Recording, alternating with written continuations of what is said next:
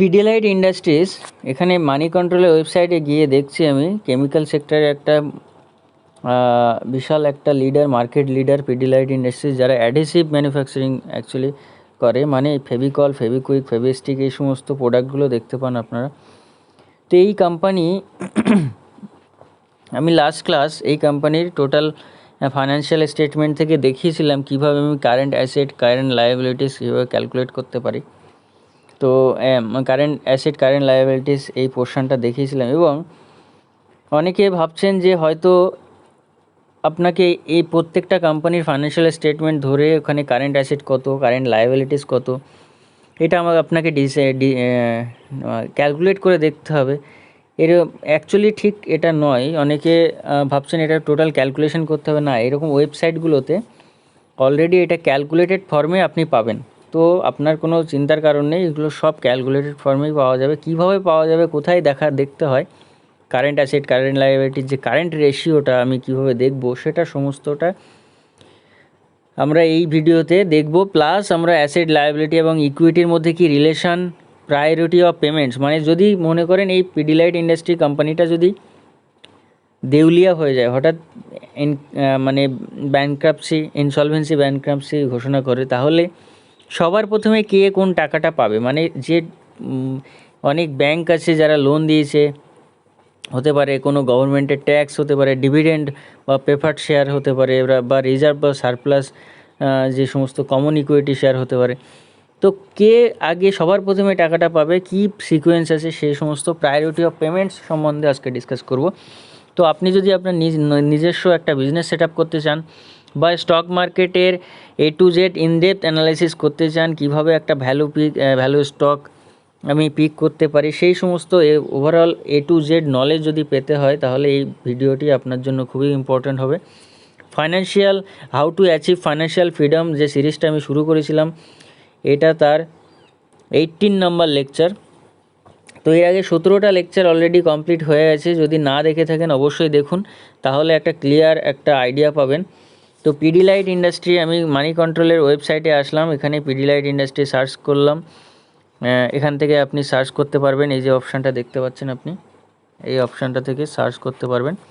Search করার পরে আমি পিডিলাইট ইন্ডাস্ট্রি এই মুহূর্তে দেখুন মার্কেট ভ্যালু আছে 1888 টাকা। শর্ট অ্যানালাইসিস করতে পারেন এই কোম্পানির কী স্ট্রেংথ আছে, উইকনেস আছে, অপরচুনিটি আছে, থ্রেট আছে, একটা আইডিয়া আপনি পেয়ে যাবেন এখান থেকে। এবং এই মুহূর্তে এটা ভেরি বুলিশ ইন নেচার বলছেন অ্যানালিস্টরা। এবং এই যে চার্টটা দেখছেন, এই চার্ট অ্যানালাইসিসও করা যায়। কিভাবে করা যায় সেটা আমরা পরবর্তীতে এই টুলসগুলো নিয়ে খেলবো অ্যাকচুয়ালি, কীভাবে একটা মানে টেকনিক্যাল চার্ট রিড করতে হয় সেসব নিয়ে আমরা ডিসকাস করব পরবর্তীতে। তো আমরা এখানে এই কোম্পানির কোথায় আসলাম, আমরা ফাইন্যান্সিয়ালে আসব। তো ফাইন্যান্সিয়াল দেখতে পাচ্ছেন এখানে এই কোম্পানির যখন আমি সার্চ করব, করার পরে এখানে জাস্ট ফাইন্যান্সিয়াল যে অপশানটা দেখতে পাচ্ছেন, এই ফাইন্যান্সিয়ালে আমি ক্লিক করলাম। ফাইন্যান্সিয়ালে ক্লিক করার পরে কনসলিডেটেড প্রাইসে এখানে গেলাম। আমি এখান থেকে ইনকাম স্টেটমেন্ট দেখতে পাই। ইনকাম স্টেটমেন্টে কি বলে, এই টোটাল কোম্পানির কি সেলস হয়েছে, কি এক্সপেন্ডিচার হয়েছে, কি ইনকাম হয়েছে, ইন্টারেস্ট কোথায় কত পে করেছে, কত ট্যাক্স পে করেছে, এবং নেট প্রফিট কত হয়েছে। তো 306 কোটি দেখতে পাচ্ছেন আপনি নেট প্রফিট হয়েছে এই কোম্পানির 2021 মার্চে। সেলস হয়েছে 2235 কোটি টাকা, আদার্স ইনকাম হয়েছে 17 কোটি টাকা, টোটাল ইনকাম 2252, টোটাল এক্সপেন্ডিচার হয়েছে 1835 কোটি। আর্নিং বিফোর ইন্টারেস্ট ট্যাক্স হয়েছে 417 কোটি, ইন্টারেস্ট দিয়েছে 7 কোটি, ট্যাক্স দিয়েছে 103 কোটি টাকা, তাহলে নেট প্রফিট হচ্ছে 306 কোটি টাকা। তাহলে এটা তো একটা সিম্পল, এটা আমি এর আগেও ডিসকাস করেছি কীভাবে দেখতে হয়। ব্যালেন্স শিটে আপনার ওভারঅল পারফরমেন্স, কোম্পানির শেয়ার, ইকুইটি অ্যান্ড লায়াবিলিটি সম্বন্ধে এখানে একটা আইডিয়া আপনি পাবেন। Share capital, reserve, surplus, current liabilities কী আছে, আদার লায়াবিলিটিস, টোটাল লায়াবিলিটিস যা হবে সেটা টোটাল অ্যাসেট ইকুয়াল হয় অ্যাকচুয়ালি। তো কেন ইকুয়াল হয়, কারণ একটা কোম্পানি ধরে নিন এটা পিডিলাইট ইন্ডাস্ট্রি, তাহলে এটা যদি টোটাল 100 কোটির কোম্পানি হয়, এটা হতে পারে কোনো এই কোম্পানি 10 কোটি টাকা এখান থেকে 90 কোটি টাকা ইকুইটি শেয়ার মার্কেট থেকে নিয়েছে, এবং 10 কোটি টাকা ডেপ্ট ফান্ডের থেকে নিয়েছে। এইটা হচ্ছে টোটাল অ্যাসেট। তার মানে অ্যাসেট ইজ ইকুয়াল টু এই টোটাল অ্যাসেট যেটা হবে সেটা হচ্ছে 90 + 10। তো আমরা অ্যাকচুয়ালি একটা ফর্মুলা আছে যে equity is equal two asset minus liability, বা আমরা বলতে পারি asset is equal to equity plus liability. তাহলে ইকুইটি যে মার্কেটে যে ভ্যালুটা আছে প্লাস লায়াবিলিটি যেটা আছে সেটাই ওর টোটাল অ্যাসেট। তো total asset is equal two total liability হয়। এটা আপনাদেরকে এর আগেও জানিয়েছি। ক্যাশ ফ্লো স্টেটমেন্ট থেকে আপনি এই কোম্পানির কত অপারেটিং অ্যাক্টিভিটি থেকে কত ক্যাশ আসছে, investing activity, financing activities, others activity, net cash flow, এইভাবে আপনি সবগুলো ক্যালকুলেট করতে পারেন। রেশিও এর মধ্যে আসবো আমি। তো আমি কি দেখতে চাইছিলাম, আমি কারেন্ট রেশিও, আমি লাস্ট ক্লাস কি ডিসকাস করেছিলাম, current ratio is equal to current asset by current liabilities. তাহলে current asset by current liabilities এটা আমি কীভাবে ক্যালকুলেট করব? তাহলে কারেন্ট অ্যাসেট আর কারেন্ট লায়াবিলিটিস আমাকে ক্যালকুলেট কীভাবে করতে হবে, আমাকে এখানে আগে আমি দেখে নিই। এখানে দেখুন current asset by current liabilities এই কোম্পানির কত আছে। তো এখানে আমি কী আসবো, আমি এখান থেকে রেশিওজের মধ্যে আসার পরে লিভারেজ রেশিওর মধ্যে আসবো, লিকুইডিটি রেশিওজের মধ্যে আসবো। লিকুইডিটি রেশিওজের মধ্যে দেখুন কারেন্ট রেশিও হচ্ছে 1.44। তাহলে এই 1.44 যেটা কারেন্ট রেশিও, এটা কি ঠিক, মানে এটা অ্যাকচুয়ালি কীভাবে ক্যালকুলেট হয়েছে, আমরা তাহলে কীভাবে বুঝবো এটা এই কোম্পানির কারেন্ট অ্যাসেট কত আর কারেন্ট লায়াবিলিটি কত, তার রেশিওটা নিশ্চয়ই বলেছে এটা। তাহলে আমি কোথায় যাব, আমি যাব এই কোম্পানির ব্যালেন্স শিটে দেখুন কারেন্ট অ্যাসেট কত আছে দেখতে হবে আমাকে। তাহলে কারেন্ট অ্যাসেট, এখানে কোম্পানির কারেন্ট অ্যাসেট এই মুহূর্তে আছে 3515। কারেন্ট লায়াবিলিটিস কত আছে, কারেন্ট লায়াবিলিটিস এটা হচ্ছে 2434। তাহলে আমি কি করব, current asset by current liabilities করব। তাহলে 3515 বাই 2434, এটা যদি আমি ডিভাইড করি আপনি দেখবেন এটা 1.44, আপনার কাছে ক্যালকুলেটার নিশ্চয়ই আছে। তাহলে এই কারেন্ট অ্যাসেটকে কারেন্ট লায়াবিলিটিস দিয়ে আমি যদি ভাগ করি তাহলে সেটা পাবো কারেন্ট রেশিও। এটা অটোমেটিক কিন্তু দেওয়া আছে। সো এখানে রেশিওর মধ্যে যাওয়ার পরে লিকুইডিটি রেশিওর মধ্যে এসে আমি কারেন্ট রেশিও, কুইক রেশিও, আরও অনেক রেশিও আছে সেগুলো পরপর আমরা ডে বাই ডে ডিসকাস করব। আশা করি এটা কমপ্লিট একটা আইডিয়া পেলেন কীভাবে আমরা অ্যাট এ গ্লান্স আমরা দেখতে পারি। মানে সবই আপনার এর আগে এগুলো সব ক্যালকুলেট করতে হতো, বাট এখন এগুলো আর ক্যালকুলেট করতে হয় না, এটা অটোমেটিক আপনি পেয়ে যাবেন ওয়েবসাইটগুলো থেকে। তো সুতরাং আপনাকে শুধু একটা কমপ্লিট একটা আইডিয়া নিয়ে আপনাকে ঠিকঠাক করে এর ফাইন্যান্সিয়াল হেলথ দেখতে হবে কোম্পানির। তো 1.44 আপনাকে আমি বলেছি 1.33 থেকে 3 পর্যন্ত কারেন্ট রেশিও সেটা অ্যাকসেপ্টেবল, তার উপরে নয় তার নিচে নয়, নিচে ম্যাক্সিমাম 1 হতে পারে, তার নিচে গেলে কিন্তু সমস্যা। তো আজকে আমরা যেটা ডিসকাস করব সেটা অ্যাসেট, লায়াবিলিটি, ইকুইটির মধ্যে কি রিলেশন আর প্রায়োরিটি অফ পেমেন্ট সম্বন্ধে ডিসকাস করব। চলুন স্টার্ট করা যাক। আজকে যেটা ডিসকাস করার আছে সেটা হচ্ছে অ্যাসেট, লায়াবিলিটি, ইকুইটির মধ্যে কী রিলেশন। তো অ্যাসেট আমরা জানি asset is equal to equity plus liability, মানে একটা কোম্পানির টোটাল অ্যাসেট ওর total equity shareholder plus ওর ওই কোম্পানিটার কী লায়াবিলিটি আছে।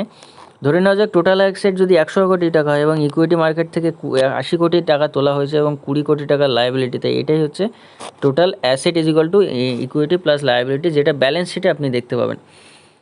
তো অ্যাসেটটা কি এর আগেও আমি ডিসকাস করেছি। হোয়াট ইজ অ্যাসেট, এমন একটা রিসোর্সেস যেটা কন্ট্রোল করা যায়, control by an individual or firm that help generate future cash flow. মানে এমন একটা রিসোর্সেস যেটা কন্ট্রোল করা যায় কোনো একটা ইন্ডিভিজুয়াল বা কোনো একটা পার্টিকুলার কোম্পানি দ্বারা, যে সেটা কন্ট্রোল করতে পারবে এবং সেটা অ্যাকচুয়ালি হেল্প করবে কি ফিউচার ক্যাশ ফ্লোটাকে। মানে আমার এই মুহূর্তে হঠাৎ করে আমার 50 কোটি টাকা দরকার, তো আমার এই যে অ্যাসেটটা যেটা আছে সেই কারেন্ট অ্যাসেটের মধ্যে ভাগ আছে কারেন্ট অ্যাসেট, সেই কারেন্ট অ্যাসেটটা আমার কিন্তু একটা ফিউচার ক্যাশ ফ্লোটাকে কন্ট্রোল করবে এই অ্যাসেট। লায়াবিলিটি কি, মানে এটা অ্যাকচুয়ালি একটা obligation of an individual or farm. মানে আমি ব্যাংক থেকে 10 কোটি টাকা যদি আমি লেন্ড নেই অ্যাট দ্য রেট অফ 10% পার অ্যানাম, তাহলে আমার এটা কিন্তু লায়াবিলিটি, যে 10 কোটি টাকা আমাকে পে করতেই হবে, আমার কোম্পানি দেউলিয়া হয়ে গেলেও পে করতে হবে। তো এটা গেল লায়াবিলিটি। কিন্তু ইকুইটি কি, এখানেই কোম্পানি কিন্তু একটা পিঠ বাঁচাওয়ার মতো একটা জায়গা বলতে পারেন। এই কারণে এত কোম্পানি এত লোন নেয় না, ইকুইটি মার্কেট থেকে কোনো একটা সারপ্লাস যে মানিটা অ্যাকচুয়ালি দরকার, সে যে ক্যাপিটালটা দরকার সেটা কালেক্ট করে ইকুইটি মার্কেট থেকে। এটা actually residual ownership claim of individual or farm on the asset. মানে মনে করুন একটা কোম্পানির 100 কোটি টাকার অ্যাসেট আছে।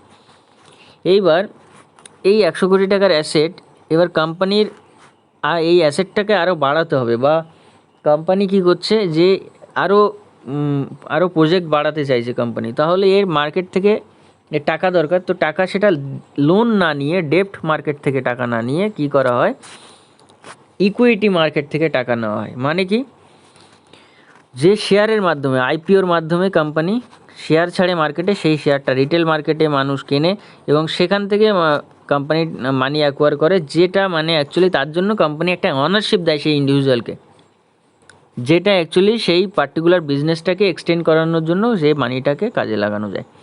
তো এখানে আপনি বিভিন্ন জায়গায় বিভিন্ন রকম ইকুয়েশান দেখতে পাবেন। তো এখানে যে ইকুয়েশান আপনি দেখতে পাচ্ছেন, equity is equal two asset minus liability, এই ইকুয়েশানটা আপনি কোথাও কোথাও দেখতে পাবেন। আবার এই ইকুইটিকে আবার বলা হয় নেট ওর্থ। তো আপনি যদি নেট ওর্থ দেখেন কোথাও, বা কোথাও ইকুইটি দেখেন, ঘাবড়ে যাওয়ার কিছু নেই। ইকুইটি আর নেট ওর্থটা সেম জিনিস, ঠিক আছে। তো অ্যাসেট মাইনাস লায়াবিলিটি হচ্ছে নেট ওর্থ, বা এটাকে আবার বলে নেট অ্যাসেট। তাহলে নেট অ্যাসেট হচ্ছে অ্যাসেট থেকে লায়াবিলিটি মাইনাস করলে যেটা পাবো সেটা হচ্ছে net asset.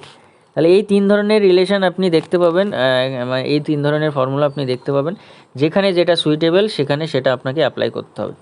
Now the question is, এই অ্যাসেট যেটা আছে, এই অ্যাসেটও তো অনেক ভাগ আছে, আমরা এর আগে দেখেছি। তাহলে অ্যাসেট ইজ ইকুয়াল টু আমি জানি ইকুইটি প্লাস লায়াবিলিটি। তাহলে এই অ্যাসেটটাকে আবার 2 ভাগে ভাগ করা যায়, current asset, non current asset. ইকুইটিকে আবার 5, মানে অ্যাকচুয়ালি ইকুইটিকে 3 ভাগে ভাগ করা যায়। কীভাবে? একটা হচ্ছে ইকুইটি শেয়ার ক্যাপিটাল, এর আগেও আমি ডিসকাস করেছি। যদি প্রিভিয়াস ভিডিও না দেখেন প্লিজ ওগুলো দেখেন, আদারওয়াইজ এগুলো একটু আপনার কাছে হেজি কনসেপ্ট আসবে, বুঝতে পারবেন কিন্তু হেজি কনসেপ্ট আসবে। তো প্রিভিয়াস লেকচারগুলো অবশ্যই দেখুন, এগুলো সব আমি এর আগে ডিসকাস করেছি। Equity share capital plus reserve and surplus plus preferred equity, এইগুলো নিয়ে হচ্ছে ইকুইটি বলছে। তাহলে আর লায়াবিলিটি আবার 2 রকম, কারেন্ট লায়াবিলিটি, নন কারেন্ট লায়াবিলিটি। তাহলে এই রিলেশানটা কিন্তু মাথায় রাখতে হবে সব সময়। যখন asset is equal to equity plus liability আমি বলবো, তো আপনাকে তখন এই রিলেশানটা মাথায় রাখতে হবে। অ্যাসেট মানে 2 রকম অ্যাসেট হতে পারে, একটা কারেন্ট অ্যাসেট, একটা নন কারেন্ট অ্যাসেট। কারেন্ট অ্যাসেট মানে যেটা 1 বছরের মধ্যে যে অ্যাসেটটা আপনি লিকুইড বা ক্যাশে ফর্ম করতে পারবেন, ক্যাশে কনভার্ট করতে পারবেন, সেটা হচ্ছে কারেন্ট অ্যাসেট। নন কারেন্ট হচ্ছে যেটা 1 বছরের পরে গিয়ে আপনি সেটা ক্যাশে কনভার্ট করতে পারবেন, সেটা হচ্ছে নন current asset. Equity share capital হচ্ছে যেটা আমরা রিটেল ইনভেস্টার যারা কোনো একটা পার্টিকুলার শেয়ার কিনি, সেটা ইকুইটি শেয়ার ক্যাপিটাল বলে। রিজার্ভ অ্যান্ড সারপ্লাস হচ্ছে কোনো একটা পার্টিকুলার কোম্পানির কত লাভ হলো, লোকসান হলো সারা বছর হওয়ার পরে যে প্রফিটটা থাকছে, সেই প্রফিটের কিছু অংশ, যেটা হলো 10 কোটি টাকা লাভ হলো, ওখানে 5 কোটি টাকা কোম্পানি বিজনেসে আবার মানে সেটা এন্ট্রি করিয়ে দিল, এবং বাকি 5 কোটি যে এক্সট্রা সারপ্লাস হয়েছে, এটা অ্যাকচুয়ালি এক ধরনের ক্যাশ ফ্লো, যেটা অ্যাকচুয়ালি দরকার নেই। এটা হয়তো ডিভিডেন্ডের মতো করেও দিতে পারে, রিজার্ভ অ্যান্ড সারপ্লাস মানি বলা হয় এটাকে। তো এটাও কিন্তু কোম্পানির অ্যাসেট, এক ধরনের মানে কারেন্ট অ্যাসেট হিসাবে বলা যেতে পারে। এবং এরপরে যেটা আছে প্রেফার্ড ইকুইটি। তো রিজার্ভের মধ্যে এরকম আপনার কোম্পানি অনেক সময় ডিভিডেন্ড হিসাবে দিয়ে দেয়, বা বিজনেস এক্সপানশন করার জন্য রিজার্ভ ইকুইটি মানে সারপ্লাসটাকেও ব্যবহার করা হয়। প্রেফার্ড ইকুইটি হচ্ছে যে কোম্পানি স্টাবলিশ হওয়ার সময় কোনো মানে কোনো কিছু ম্যান যাদের থেকে প্রেফার্ড ইকুইটির মাধ্যমে টাকাটা উইথড্র করেছিল, যে এদেরকে বলা হয়েছিল যে আপনি এই টাকাটা ইনভেস্ট করুন এবং তার জন্য আপনি একটা ডিভিডেন্ড পাবেন। তো অনেক রকম টাইপের প্রেফারেন্স শেয়ার আছে, যেমন কিউমুলেটিভ প্রেফারেন্স শেয়ার আছে, নন কিউমুলেটিভ প্রেফারেন্স শেয়ার আছে, কনভার্টেবল আছে, নন কনভার্টেবল আছে, রিডিমেবল আছে, কলেবল আছে। এগুলো সব আমি ডিসকাস করেছি প্রিভিয়াস লেকচারে। আপনি প্লিজ লেকচারগুলো দেখুন। আপনি সার্চ করবেন preference share and equity share by Dhiraj Mondal বলে সার্চ করলে কিন্তু আপনি পেয়ে যাবেন। তো এগুলো সব কিন্তু দেখলে কিন্তু আপনার একটা ক্লিয়ার আইডিয়া আসবে। এবং কারেন্ট লায়াবিলিটি মানে 1 বছরের মধ্যে এটাকে আপনাকে পে করতে হবে, নন কারেন্ট হচ্ছে 1 বছরের বেশি টাইমের মধ্যে পে করতে হবে আপনাকে। তাহলে এটা গেল। এরপরে আমরা সেই একই ফর্মুলা আবার লিখছি, asset is equal to equity share capital plus reserve plus and surplus plus preferred equity plus liability, মানে লায়াবিলিটি দুই রকম লায়াবিলিটিকে একসঙ্গে নিয়ে নিলাম আমি, নিয়ে আমি এই ফর্মুলাটা স্টাবলিশ করলাম। তাহলে এই ফর্মুলাটা জেনারেলি সব জায়গায় এই ফর্মুলাটা আমি অ্যাপ্লাই করব, যেটা আপনাকে মাথায় রাখতে হবে সবসময়। লায়াবিলিটিটাকে আমি একসঙ্গে করে নিলাম। এবার আসছে কোশ্চেন যে প্রায়োরিটি অফ পেমেন্টস। ধরে নেওয়া যাক যে কোনো একটা কোম্পানি হঠাৎ করে দেউলিয়া হয়ে গেল, বা মনে করেন কোনো একটা কোম্পানি সে স্টক মার্কেট থেকে আনলিস্ট হয়ে যাচ্ছে, বা মানে যে কোনো একটা ক্রাইসিস, একটা ফাইন্যান্সিয়াল ক্রাইসিস চলে এসছে, এরকম কন্ডিশন। তাহলে সবার প্রথমে এই কোম্পানির অ্যাসেটটা নিলাম হবে। অ্যাকচুয়ালি যে কোনো কোম্পানির অ্যাসেটটাকে নিলাম হবে, নিলাম হওয়ার পরে ওই কোম্পানির টোটাল ভ্যালুয়েশন করা হয়ে গেল, দেখা গেল 100 কোটি ভ্যালুয়েশন হলো। তাহলে এখানে 100 কোটির মধ্যে ধরা যাক এই কোম্পানি ইন্টারেস্ট মানে লেন্ডার যারা ধার দিয়েছিল টাকা, দেখা গেলো 10 কোটি টাকা ধার দিয়েছিল, এবং গভর্নমেন্ট ট্যাক্স নেবে এখান থেকে মনে করেন 7 কোটি টাকা, এবং ডিভিডেন্ড যে প্রেফার্ড শেয়ার হোল্ডার যারা আছে তাদেরকে ডিভিডেন্ড দিতে হবে মনে করেন 10 কোটি টাকা। তাহলে এইভাবে যদি এই কোম্পানির প্রথম এই 100 কোটি টাকা নিলাম হওয়ার পরে যে টাকাটা পাওয়া গেলো, সেটা ইন্টারেস্ট টু লেন্ডার, মানে যে ডেপ্ট লোন ইন্টারেস্ট যেগুলো আছে সেগুলো আগে পে হবে। এইগুলো আগে পে হওয়ার পরে, মানে ব্যাংকে যদি মনে করেন 20 লাখ টাকা বা 20 কোটি টাকা বা 10 কোটি টাকা যদি ধার নিয়ে এসে এবং ইন্টারেস্ট সহ সেটা পে করতে হবে সবার প্রথমে। তারপরে গভর্নমেন্টের ট্যাক্স আসবে। যে গভর্নমেন্ট যে ট্যাক্স, যদি 30% ট্যাক্স নিত গভর্নমেন্ট, তাহলে এই ট্যাক্সের আওতায় যেটা পড়বে সেই ট্যাক্সটা কিন্তু আগে পে করতে হবে। তারপরে প্রেফার্ড শেয়ার হোল্ডারদের যে ডিভিডেন্ড সহ যে সমস্ত শেয়ারের ভ্যালু ছিল সেগুলো সব পে করতে হবে। বাকি যে টাকাটা পড়ে থাকবে সেটা রিজার্ভ অ্যান্ড সারপ্লাস, সেটাই হচ্ছে অ্যাকচুয়ালি কমন ইকুইটির মধ্যে পড়ে। এই কমন ইকুইটি মানে আমরা রিটেলার, আমরা এই টাকাটা আমাদের বুক ভ্যালু, সেই কোম্পানির যে বুক ভ্যালু হবে, কোম্পানির বুক ভ্যালু রেসপেক্টে আমরা এই টাকাটা আমরা ফেরত পাবো। তো এইটা হচ্ছে টোটাল কাহিনী। তাহলে বুঝতে পারছেন এই মার্কেটে সবচেয়ে রিস্ক হচ্ছে যারা রিটেলার যারা আছে তাদের সবচেয়ে রিস্ক বেশি, এবং এদের লাভও অনেক বেশি, প্রফিটের পরিমাণ অনেক বেশি, কারণ এটা সরাসরি ইকুইটি মার্কেটের সঙ্গে লিঙ্ক করা থাকে। মানে কি, সরাসরি আপনার কোম্পানির লাভ লোকসানের উপরে আপনার যে ইনভেস্টেড মানি, যে ইনভেস্টেড কর্পাসটা আছে সেটা ওঠানামা করে। সো আজকে এই প্রায়োরিটি অফ পেমেন্ট সম্বন্ধে আপনার যে একটা ডিসকাশন আমি করলাম, তো এটার একটা ওভারঅল একটা ভিউ আপনাকে দিতে চাই। ইনকাম স্টেটমেন্ট, একটা কোম্পানির একটা ইনকাম স্টেটমেন্টের একটা এক্সাম্পল নিয়ে আমরা দেখব যে অ্যাকচুয়ালি কীভাবে মানিটাকে ডিস্ট্রিবিউট করা হয়। তো এখানে দেখতে পাচ্ছেন এই ইনকাম স্টেটমেন্টে, এখানে দেখতে পাচ্ছেন একটা কোম্পানির ধরে নেওয়া যাক যে সারা বছরের সেল বা রেভিনিউ যেটা হচ্ছে 2 কোটি টাকা, এবং কস্ট অফ গুড সোল্ড সেটা মনে করেন 80 লাখ টাকা। তাহলে এখন গ্রস প্রফিট কী থাকলো কোম্পানির? 1,20,000 টাকা হচ্ছে গ্রস প্রফিট। এর থেকে মার্কেটিং আর সেলসের জন্য যে খরচটা হয়েছে কোম্পানি, ধরে নেওয়া যাক 20 লাখ টাকা খরচ হয়েছে, তাহলে এখান থেকে মাইনাস করব। অফিসের বিভিন্ন রকম এক্সপেন্স আছে, জেরক্স মেশিন থেকে শুরু করে প্রিন্ট আউট, ল্যামিনেশন, এভরিথিং, আরও অনেক খরচ যেগুলো আছে, পেট্রোল ডিজেল যা কিছু অফিসের খরচ, প্লাস আপনার চা কফি ওয়াটার সমস্ত খরচ নিয়ে, অ্যাডমিন খরচ নিয়ে, এমপ্লয়ীদের মাইনে স্যালারি সব দিয়ে ধরে নিন অ্যাডমিন অ্যান্ড অফিসে 10 লাখ টাকা খরচ হয়ে গেল। তাহলে এটা মাইনাস করার পরে 1,20,000 থেকে 30 লাখ টাকা মাইনাস করলে আমার থাকে 90 লাখ টাকা। এটাকেই বলছে earning before interest, tax, depreciation, amortisation. তাহলে এটা হচ্ছে আপনার কোম্পানির আর্নিং। তো ইবিটা এটা হচ্ছে এই কোম্পানির 90 লাখ টাকা। এবার এখান থেকে আমি ধরে নিলাম যে কোম্পানির যে মেশিনপত্র যেগুলো ইউজ হচ্ছে সেটার থেকে 10 লাখ টাকা ডেপ্রিসিয়েট করে গেছে এই বছর। যে কম্পিউটার ল্যাপটপ যেগুলো ইউজ করেছি আমি, মেশিনপত্র ইউজ করছি সেগুলো। তো এই ডেপ্রিসিয়েশন অ্যান্ড অ্যামোর্টাইজেশন সব মিলিয়ে 10 লাখ ধরলাম। ধরার পরে এটা মাইনাস করলে আমি পাচ্ছি 80 লাখ টাকা, যেটাকে বলা হয় ইবিট, আর্নিং বিফোর ইন্টারেস্ট ট্যাক্স। মানে এটাকেই বলছে প্রফিট বিফোর ইন্টারেস্ট ট্যাক্স, এটাকেই বলছে অপারেটিং প্রফিট। তাহলে অপারেটিং প্রফিট মানে অপারেশন থেকে যে প্রফিটটা আমি পেলাম সেটাই হচ্ছে এবিট, বা সেটাই হচ্ছে PBIT, profit before interest tax and বা এটাকে বলছে অপারেটিং প্রফিট, অপারেশন থেকে যেটা পাচ্ছে। এইবার এই অপারেশনের থেকে, এই অপারেশন লেভেলে এবিট আর এবিটা এই লেভেল থেকে যদি কোনো কোম্পানিকে অ্যানালাইসিস করা হয় সবচেয়ে বেস্ট রেজাল্ট পাওয়া যায়। তো এই এবিট এবং এবিটার পরে এই 80 লাখ টাকার পরে আমাকে ইন্টারেস্ট দিতে হবে। ইন্টারেস্ট দিতে হবে এই লাভের অংশের উপরে, দেখা গেলো 20 লাখ টাকা আমার ইন্টারেস্ট দিতে হচ্ছে। তাহলে ইন্টারেস্ট মাইনাস করার পরে যেটা পাবো সেটা প্রফিট বিফোর ট্যাক্স, মানে ট্যাক্স দেওয়ার আগে পর্যন্ত কি প্রফিট আছে সেটা হচ্ছে 60 লাখ টাকা। এইবার আমি ট্যাক্স দেবো সরকারকে। ইন্টারেস্ট কাকে দিচ্ছি? ব্যাংকে দিচ্ছি। সরকারকে দিচ্ছি ট্যাক্স, কর্পোরেট ট্যাক্স হতে পারে, যে কোনো ট্যাক্স, যে কোম্পানি যে কী ধরনের কোম্পানি সেই অনুযায়ী। তো মনে করুন 30% কর্পোরেট ট্যাক্স আছে, তো সেই ট্যাক্সটা আমি দিচ্ছি 18 লাখ টাকা। এটাকে মাইনাস করলে হয় 42 লাখ টাকা। সো 42 ল্যাক্স এটা হচ্ছে আপনার নেট প্রফিট, মানে আপনার সারা বছরের ইনকাম সব মাইনাস করার পরে।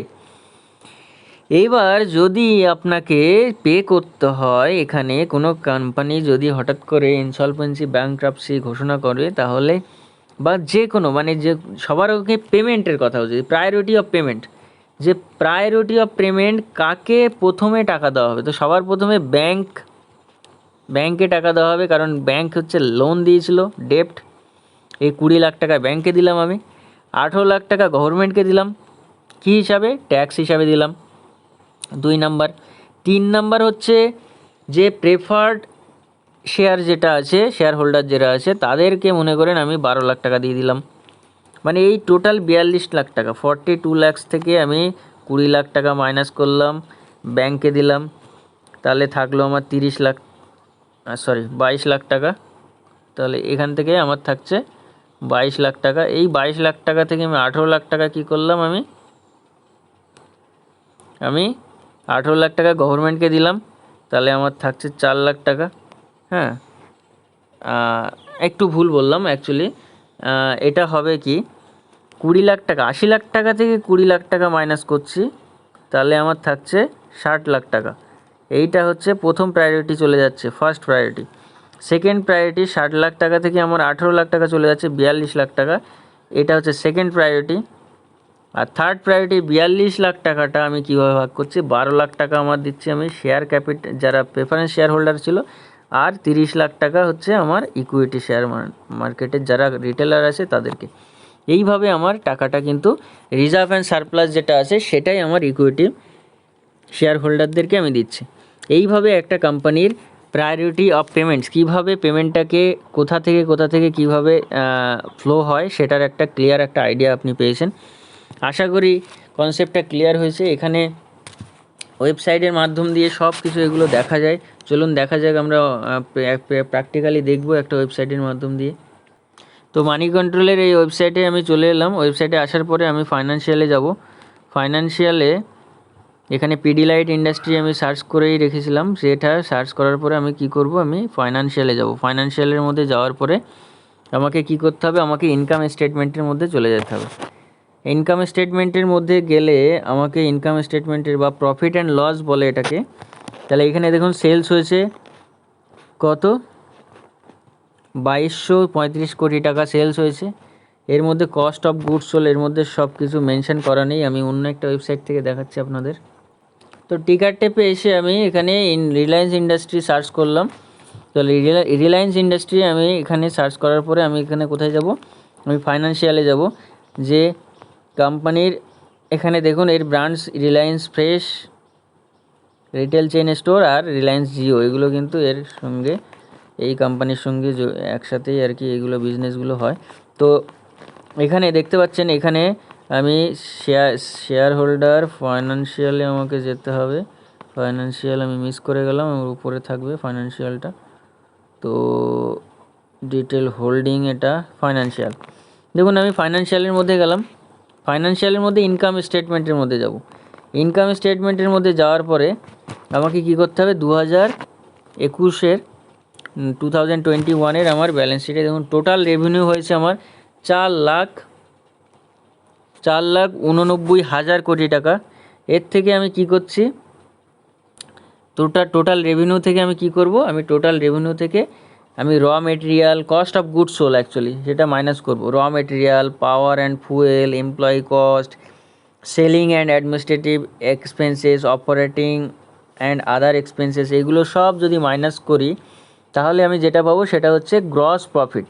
এই গ্রস প্রফিটটা এখানে অটোমেটিক দেওয়া নেই, অ্যাকচুয়ালি গ্রস প্রফিট হিসাবে কিছু কলাম দেওয়া নেই, এখানে কোনো রো নেই। তো এটার থেকে মানে এগুলো মাইনাস করার পরে যেটা পাচ্ছি সেটা এটা ছাড়াও আমি মার্কেটিং, অ্যাডমিন অ্যান্ড অফিস এগুলো মাইনাস করলাম, করার পরে যেটা পাচ্ছি সেটা হচ্ছে এবিটা। তো এখানে গ্রস প্রফিট আলাদা করে দেওয়া নেই, এখানে সমস্ত কোম্পানির সমস্ত এক্সপেন্স, রেভিনিউ থেকে বা সেলস থেকে সমস্ত cost of goods sold, marketing and sales, office and admin, এগুলো সব মাইনাস করার পরে যেটা পাচ্ছি সেটা হচ্ছে এবিটা। এইভাবে আমি দেখতে পাচ্ছি এবিটা কত এখানে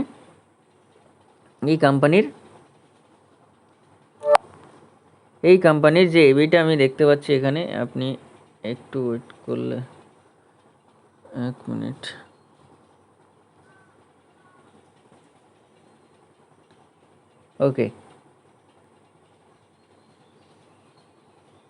ওকে তাহলে আমি দেখতে পাচ্ছি এবিটা কত এখানে, এটাকে এগুলো সব মাইনাস করার পরে 1,03,000 কোটি টাকা আমি দেখতে পাচ্ছি।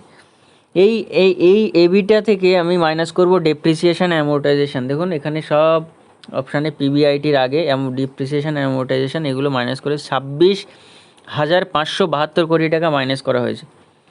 ঠিক আছে, দেখুন প্রতি বছর এরকম 22,000 কোটি টাকা, 26,000, 20,000, 16,000, 11,000 এইভাবে প্রতি বছর কিন্তু যদি কোনো কোম্পানির টোটাল মনে করেন ডেপ্রিসিয়েশান মনে করেন 10 লাখ টাকা, তাহলে ও প্রতি বছর না দেখিয়ে ওটা প্রতি বছর 1 লাখ টাকা করে দেখায়, তাহলে ব্যালেন্স শিটে এত এফেক্ট পড়ে না অ্যাকচুয়ালি, এই কারণে দেখানো হয়। তো পিবিআইটি এটা মাইনাস করার পরে আমি যেটা পাবো সেটা হচ্ছে পিবিআইটি বা এবিটা, এটাকেই বলছে এবিটা, আর্নিং বিফোর ইন্টারেস্ট ট্যাক্স বা প্রফিট বিফোর ইন্টারেস্ট ট্যাক্স।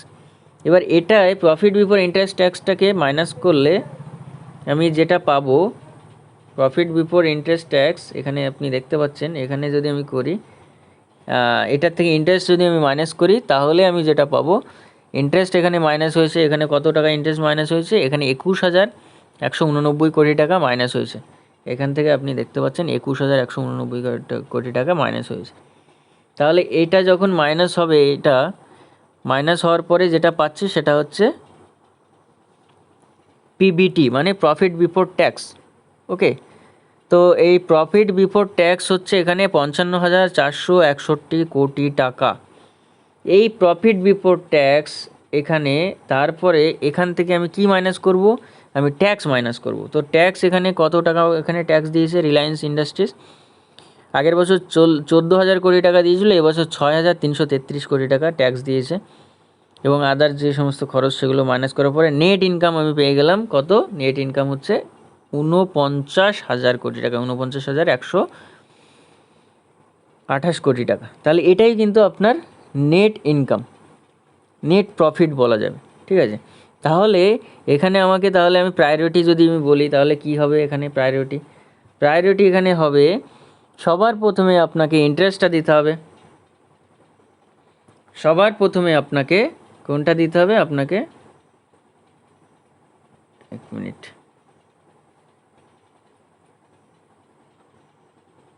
হ্যাঁ, সবার প্রথমে আপনাকে দিতে হবে ইন্টারেস্ট, তারপরে আমাকে কি দিতে হবে, তারপরে আমাকে দিতে হবে ট্যাক্স, ইন্টারেস্ট বা ব্যাংকের থেকে যে লোন নেওয়া হয়েছে সেগুলো জোগাতে হলো, তারপরে আমাকে ট্যাক্স, গভর্নমেন্টের ট্যাক্স, তারপরে আমাকে প্রেফার্ড শেয়ার মানে এই টোটাল নেট প্রফিট যেটা থাকছে এটাকেই ভাগ করে দেওয়া হবে। তো এখানে তো ওইভাবে ভেঙে বলা নেই যে প্রেফার্ড শেয়ার হোল্ডারের কত টাকা এবং রিজার্ভ সারপ্লাস, এটা যেটা থাকছে নেট প্রফিট, এখানে নেট প্রফিট দেখা যাচ্ছে 49,000 কোটি টাকা, এটাই সবার মধ্যে ডিভাইড করে দেওয়া হবে।